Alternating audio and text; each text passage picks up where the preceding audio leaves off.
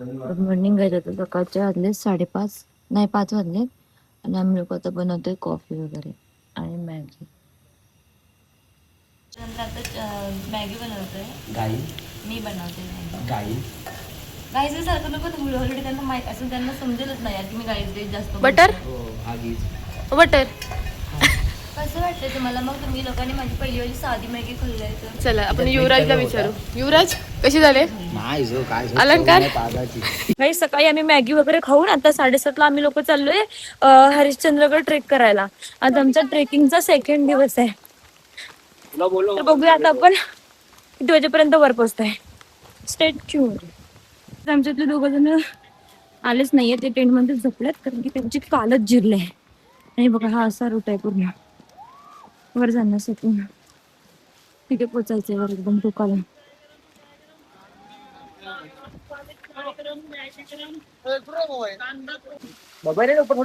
Sunday असल्यामुळं अजून खूप जास्त रश आहे. अर्धे लोक वर गेले, अजून येत आहेत लोक. आणि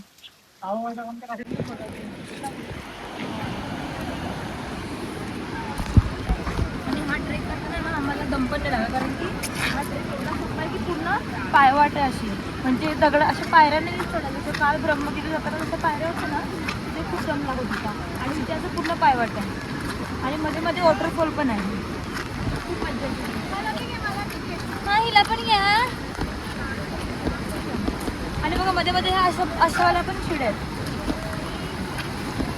तुम्ही बघू शकता का. मी तुम्हाला माझ्या ब्लॉग मध्ये हरिश्चंद्रगड फिरवते.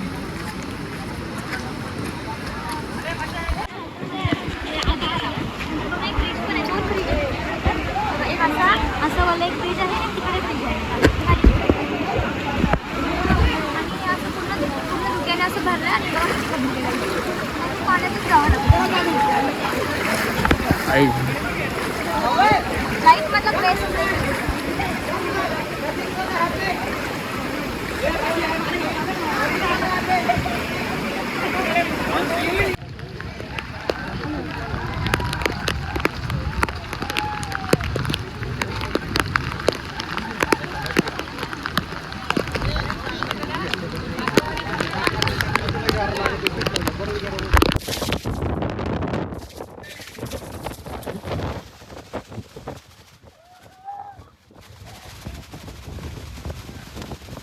संडे आहे ना, त्याच्यामुळे पब्लिक दिसते.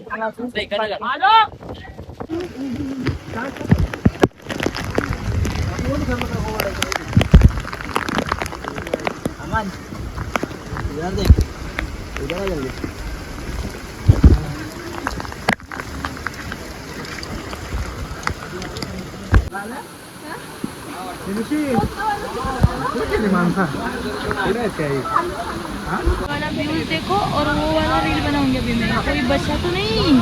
पीछे घुमा पीछे घुमा.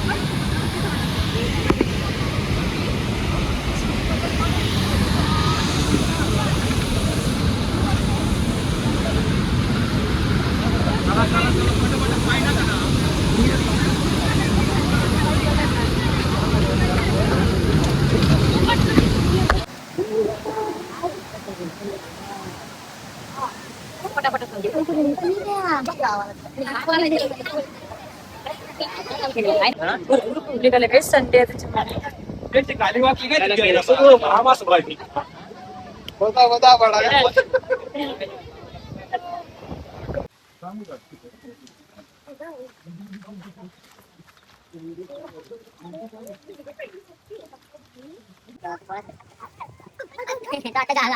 आपण हरिश्चंद्रगडवरती पूर्ण म्हणजे आलोय आता आपण. आणि केदारेश्वर मंदिराकडे जाताना आपल्याला प्राचीन काळातील जी वास्तू होती ती आपल्याला इथे म्हणजे रस्त्याला जाताना पहिली लागली आहे.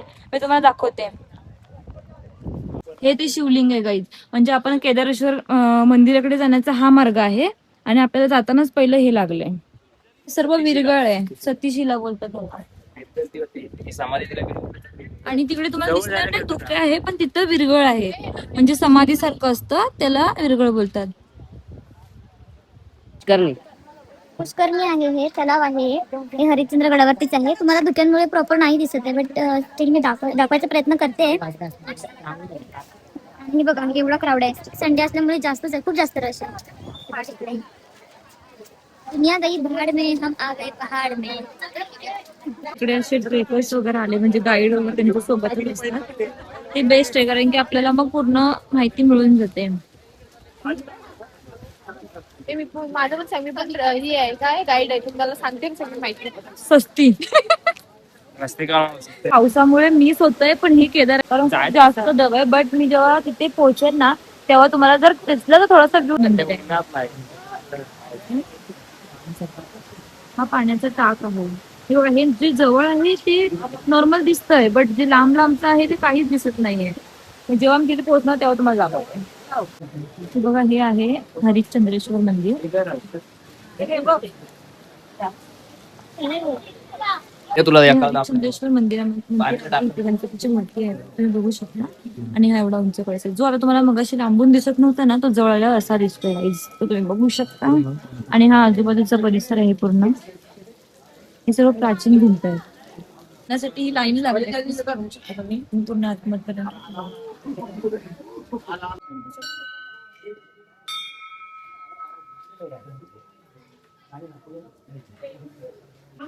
भरपूर होती.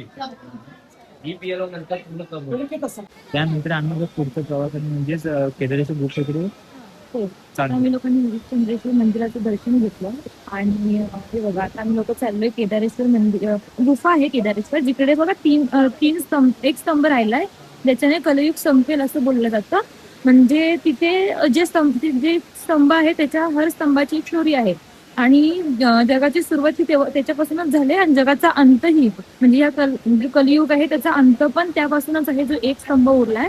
सो मे बी तिकडे खूप पाणी आहे तर आम्हाला जाता येणार नाही, बट ठीक आहे, स्टील क्राऊड बघा संडेच्या दिवसाचा. पण तरी आम्ही प्रयत्न करणार आहोत. आणि हा तिकडे जाण्याचा मार्ग आहे. ते आपल्याला तिकडे जायचं, म्हणजे ही लोक जी पूर्ण तुम्हाला लाईन दिसते असं जायचंय. इकडून असं हे लाईन चालू झाली आणि इकडेपर्यंत आपल्याला पोहोचायचंय. ते सर आपण पहिले जाऊया.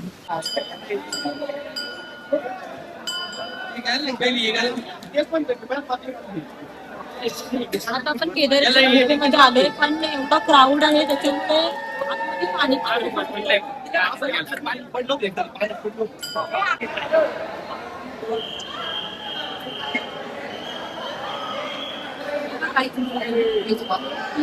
तीन स्तंभ पडलेले आहेत. आणि हा एका स्तंभ, आणि हे केल्यानंतर संपेल असं बोललं जातं.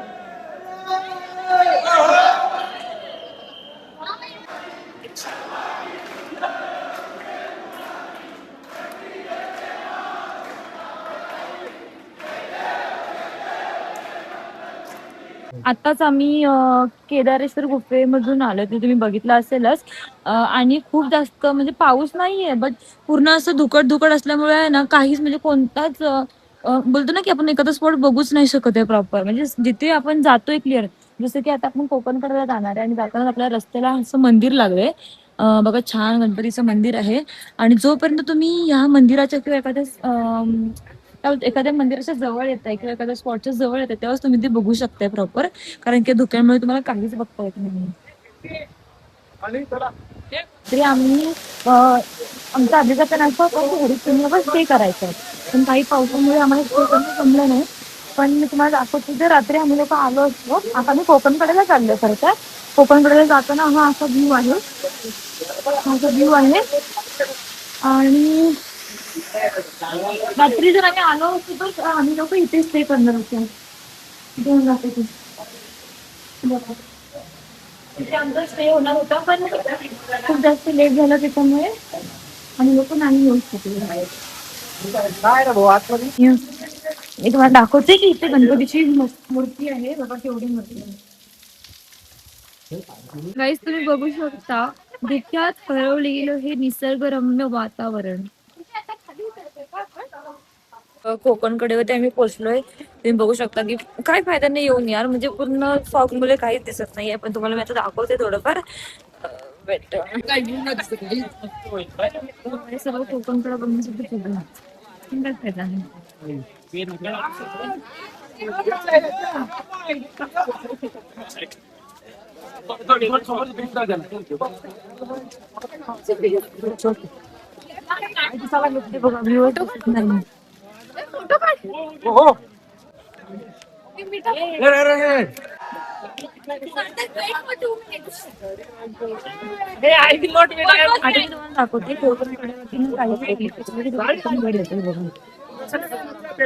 सॉरी हा. काय टाकलं?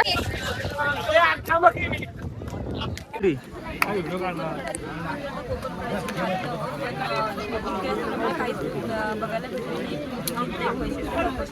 इथे काही खाली तरी रिटर्न वर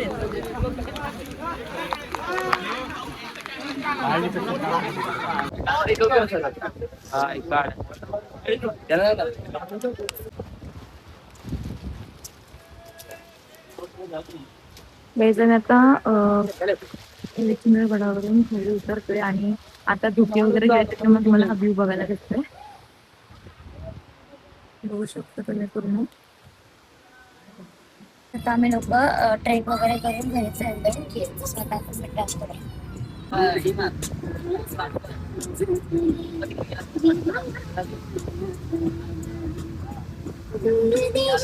आता आम्ही लोक माझ्या एका फ्रेंडला सोडतोय आम्ही, तर तुम्हाला दाखवते मी इकडून लांबूनच दाखवते. ए वैशू बाय कर, बाय परत.